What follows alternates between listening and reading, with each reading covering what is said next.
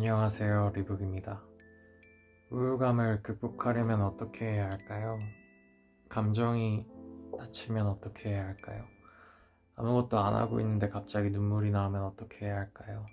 자고 일어났는데 두통이 온다면 어떻게 할까요? 하루가 갑자기 멍해져서 아무것도 할 수 없는 상태가 되면 어떻게 해야 할까요? 별게 아니라고 생각했는데 올해 증상이 유독 심해지더라고요. 우울증인가? 아니면 우울감인가? 그건 잘 모르겠어요. 어쨌든 그래서 이걸 극복해보는 브이로그를 찍어보려고 합니다.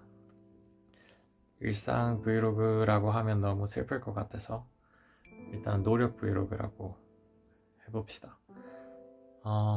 제가 느낀 우울감을 극복하려 노력하는 브이로그입니다.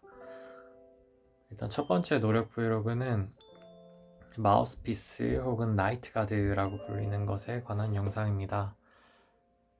잘 때 일을 심하게 가는 분들께, 자고 일어나면 두통이 있으신 분들께 권하는 영상입니다. 스트레스를 받는 상황이 있을 때 두통이 유독 심해짐을 느낍니다. 그래서 물리치료를 받고 침을 계속 맞았습니다. 일시적으로는 해소가 되는 것 같은데 점점 두통이 심해졌어요. 몸이 너무 안 좋아지니까 헬스장에 등록해서 PT도 병행했습니다. 그런데 PT 선생님이 제 턱이랑 머리를 만져보시더니 물리치료보다는 마우스피스를 맞추는 게 좋겠다고 하시더라고요. 이 그림을 보여주면서 말이죠. 되게 뭔가 옛날에 생물 수업 들을 때 보던 그림 같은데, 일단 머리와 얼굴에는 이 그림에서 보이는 듯이 십기근육이라는 저작근이 있는데, 이를 꽉 깨물고 자는 버릇이 있는 사람들은 깨물근이라고 불리는 여기 교근과, 그리고 관자근이라고 불리는 여기 머리 옆에 있는 관자놀이 쪽에 측두근이 계속 힘이 들어가고, 이 교근이 발달하면서 점점 더 꽉 깨물고 관자근이 계속 수축하면서 머리가 아픈 상태가 된다고 합니다. 이 상태가 지속되면은 이 교근도 발달해서 점점 턱도 발달한다고 합니다. 저는 거의 5년 넘게 이를 꽉 깨물고 자는 습관이 있었는데요. 이런 습관은 치아뿐만 아니라 잇몸에도 악영향을 미쳐 나이가 들어 풍치를 유발할 수도 있다고 합니다. 트레이너 선생님은 치과에 가서 마우스피스를 맞추는 것을 권하셨어요. 나이트가드라고도 불린다고 합니다.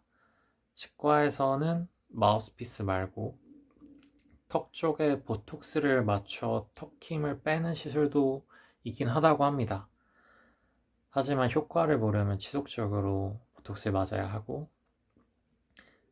때문에 약간 자생력을 기르기 힘들 수도 있고 효과가 뚜렷하게 나타나지 않을 수도 있다고 합니다.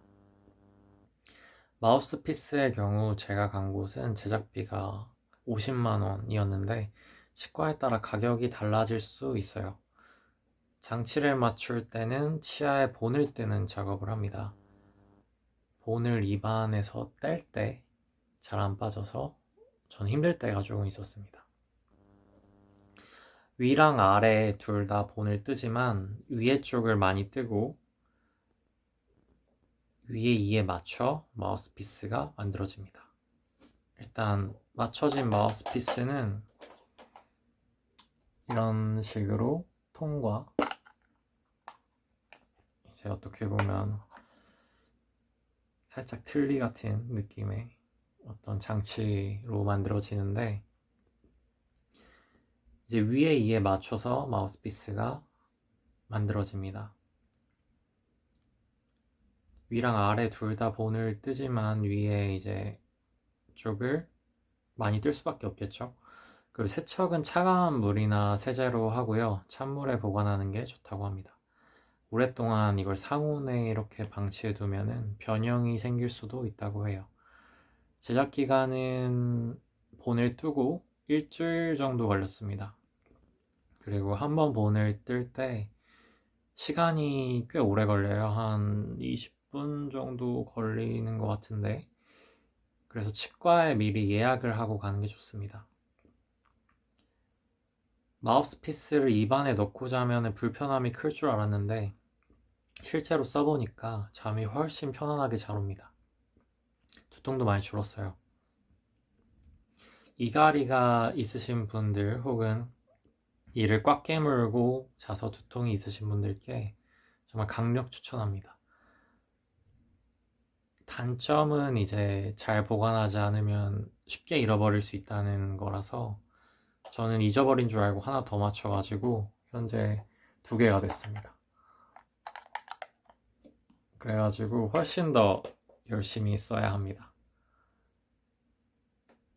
이만 영상을 마치겠습니다.